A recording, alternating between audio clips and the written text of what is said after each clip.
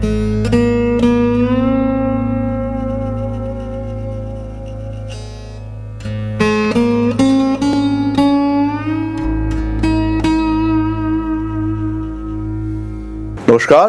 মেষ রাশি।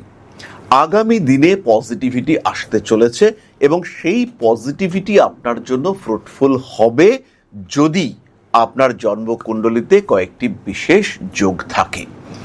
লক্ষ্য করুন, দেবগুরু বৃহস্পতি এই মুহূর্তে তুঙ্গ অবস্থা থেকে ধীরে ধীরে আপনার নবম ভাবের দিকে যাবে। এই যে কর্কট থেকে ধনু পর্যন্ত বৃশ্চিকের গতি, এখানে কিন্তু মেষ ধীরে ধীরে ডেভেলপ করতে পারবেন। ইনফ্যাক্ট যদি আপনার জন্মকুণ্ডলিতে বৃহস্পতি বলবান থাকে তাহলে 6th হাউস বা 8th হাউসেও আপনি কিন্তু ভালো রেজাল্ট পেতে পারেন। মেষ রাশি বা লগ্নের মানুষদের ক্ষেত্রে যদি লগ্নে মঙ্গল বৃহস্পতি সম্পর্ক সৃষ্টি হয়, জন্মকুণ্ডলীর কোনো স্থানে যদি মঙ্গল বৃহস্পতি যুক্ত হয়, সেই ক্ষেত্রে এই যোগ ফলদায়ী হবে। জন্মকুণ্ডলিতে যদি শুক্র শনি যোগ থাকে, এই আগামী বেশ কয়েক বছরে মেষ ঘুরে দাঁড়াতে পারবেন। মেষের কর্মক্ষেত্র, অর্থভাগ্য, ফিনান্সিয়াল স্ট্যাটাস এটা ডেভেলপ হতে দেখতে পাওয়া যাবে। মেষ রাশি বা লগ্নের মানুষ তারা স্টক মার্কেটে প্রচুর টাকা পয়সা ইনভেস্ট করেন, কিন্তু আলটিমেটলি কিছুতেই আপনি একটা proper financial funding, proper financial output gain এটা দেখতে পাচ্ছেন না।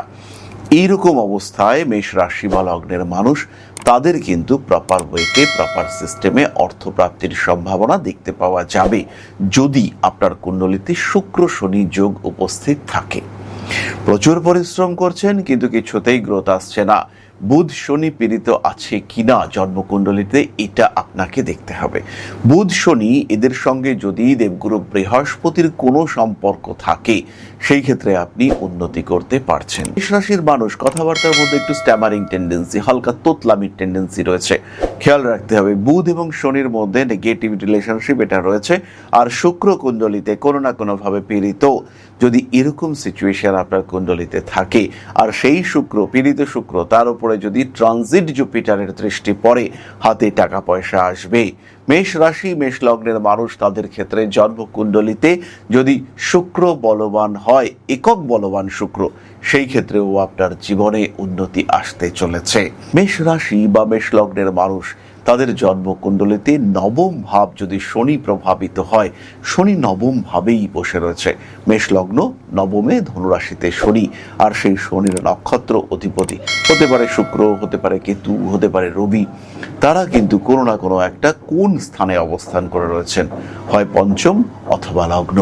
সেই ক্ষেত্রে আপনার গ্রোথ রেট কিন্তু বাড়বেই, প্রচুর টাকা পয়সা আপনি উপার্জন করতে পারবেন। মেষ রাশি মেষ লগ্নের মানুষ জন্মকুণ্ডলিতে যদি চন্দ্র রবি যুক্ত হয়ে থাকে, অমাবস্যায় জন্ম হয়, আর এই চন্দ্র রবি কম্বিনেশন যদি আপনার ত্রিকোণে অবস্থান করে, সেই ক্ষেত্রে আপনি নিজের মনের উপর নিয়ন্ত্রণ রাখতে এবং কঠিন সিদ্ধান্ত নিয়ে প্রচুর অর্থ উপার্জন করতে সক্ষম হবেন। এটা আটকানো যাবে না, সাকসেসফুল আপনি অবশ্যই হবেন। মেষ রাশি মেষ লগ্নের মানুষ শনি উপচয় স্থানে রয়েছে, জীবনে উন্নতি হবে, গ্রোথ রেট বাড়বেই।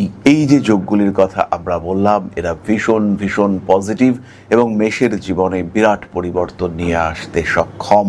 সুতরাং জন্মকুণ্ডলী জাজ করান, প্রপার যোগ আইডেন্টিফাই করুন এবং নিজেকে ভালো রাখার জন্য সিদ্ধান্ত গ্রহণ করুন কোন যোগে আপনি কতটা ভালো থাকতে পারবেন, সেই যোগটা আপনার কুণ্ডলিতে কতটা অ্যাক্টিভ, তাকে কাজে লাগানোর পদ্ধতি নিয়ে অবশ্যই আপনি শুরু করুন নতুন জীবন। আপনাকে সাহায্য করুক আপনার জ্যোতিষ বন্ধু।